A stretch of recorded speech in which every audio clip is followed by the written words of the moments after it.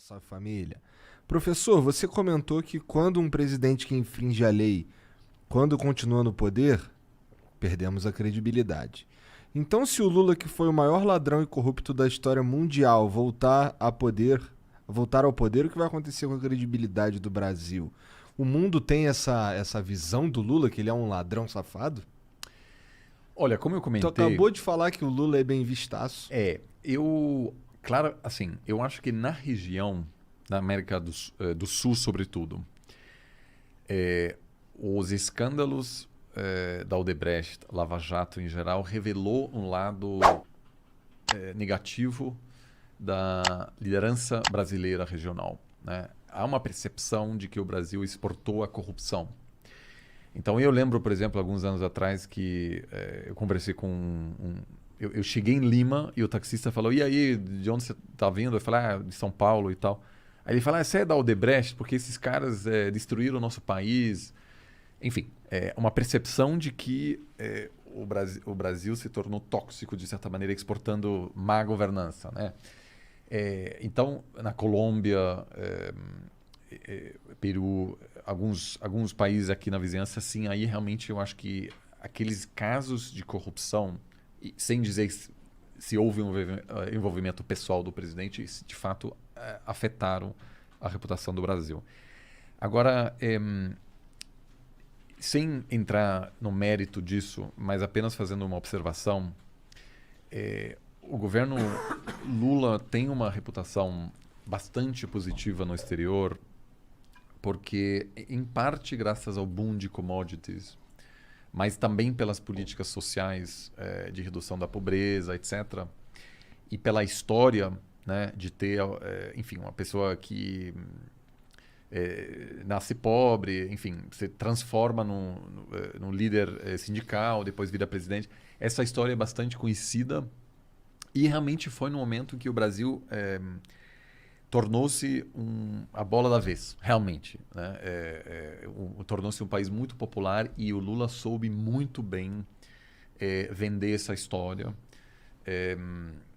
E realmente, naquela época, como o Obama bem disse, era um dos políticos mais bem vistos.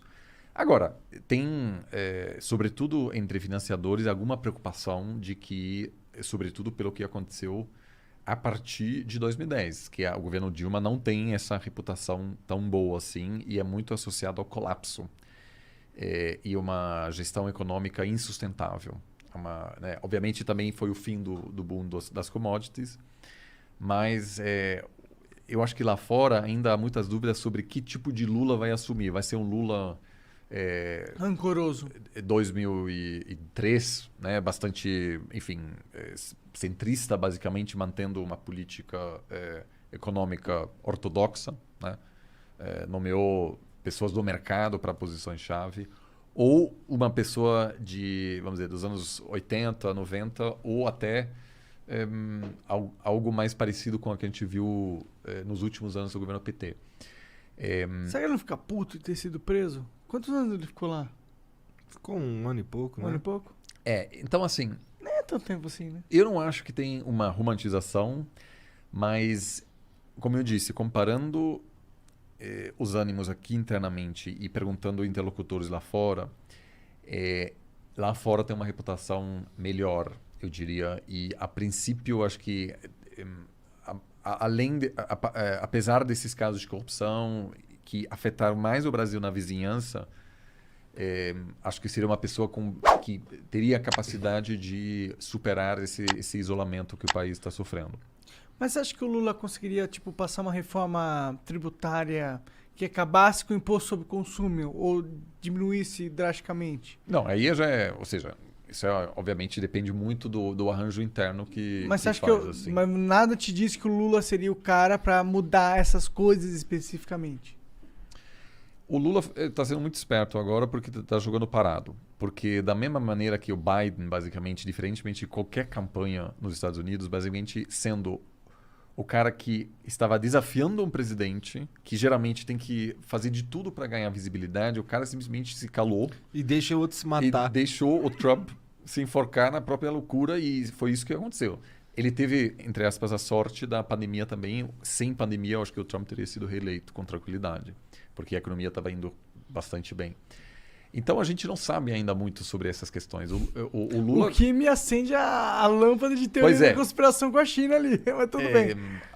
Ih, caralho, aí, ó. Acende a minha lâmpada Mas aqui. veja... Peço desculpa pra humanidade aí. Não, mas vejam, o Biden não é melhor para a China. A Que postura... o Trump? A postura americana em relação à China é a única coisa que gera consenso entre republicanos e democratas. Ou seja, o Biden quer ser oposto do Trump, Mas não nesse caso. mas não, nesse caso é o único tema em Washington onde republicanos e democratas estão de acordo. Há um novo consenso. E eu lembro muito disso porque eu escrevi um livro 5 anos atrás sobre como a ascensão da China ia mudar o cenário, etc. E sempre houve uma divisão entre os chamados, que eles chamam em Washington de panda huggers, aqueles que abraçam o panda, que é pessoas um pouco mais, vamos dizer, que não são pró-China, mas assim, também veem na ascensão da China alguns aspectos positivos. E os chamados hawks, assim, os caras que querem conter a China, são anti-China, acham que os Estados Unidos precisa cortar laços. E sempre estava bastante equilibrado entre esses dois grupos. Hoje, as pessoas com a postura mais radical dominam totalmente, não há mais ninguém que, vamos dizer, diz, não, mas vamos tentar ter uma boa relação. Isso não Pau no existe cu mais. da China, foda-se. Então assim, muito comum hoje se tem uma conferência acadêmica com participantes chineses e americanos.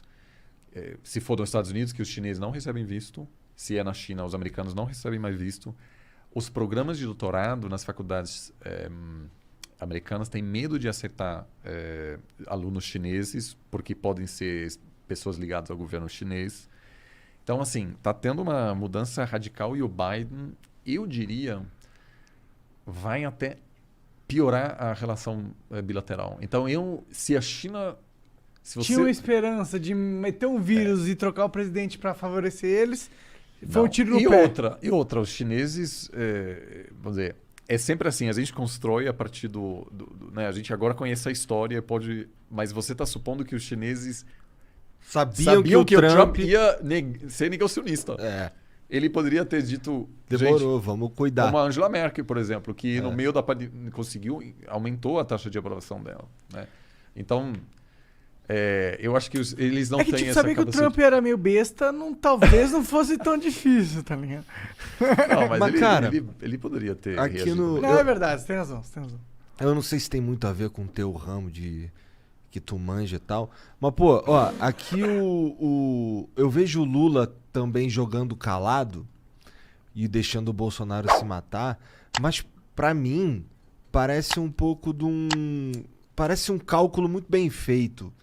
Que é o seguinte, se você destrói o teu principal antagonista, que é o que te daria, que é o que vai te dar a chance de você ir pro segundo turno. Se você destrói esse cara, tu não fortalece um terceiro candidato, portanto é melhor jogar calado. É essa a razão pela qual a principal ameaça, o principal alvo de ataques do Bolsonaro é o Dória, porque o Bolsonaro não quer estar no segundo turno contra o Dória. Ele quer estar com o Lula. Então uma situação é que geralmente o segundo turno pune os radicais, os extremos, porque daí sempre surge alguém do meio, e aí, como na França, por exemplo, onde tem o cara centro-direita, Macron, contra a extrema-direita, aí vence sempre o moderado. Nesse caso específico, tem uma situação mais estranha que os dois lados principais querem evitar que surja alguém no meio.